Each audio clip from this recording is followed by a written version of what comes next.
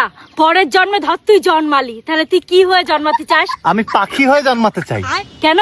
আর হাঁটতে ভালো লাগে না রে, সারাক্ষণ উড়ে বেড়াবো, আর যারে পছন্দ হবে তার মাথায় হেগিয়ে দেবো।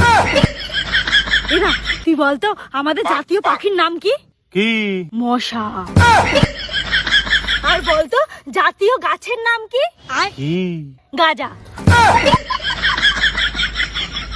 আর বলতো জাতীয় খেলার নাম কি? Free fire. এই তুই থামতো, তুই আমার প্রশ্নের একটা উত্তর দে। আচ্ছা, মেয়েরা যদি ঘরের লক্ষ্মী হয় তাহলে ছেলেরা কি? ছেলেরা তাহলে চাকর। এটা বলতো অটোতে বসে যে প্রেম হয় তারে কি বলে? কি?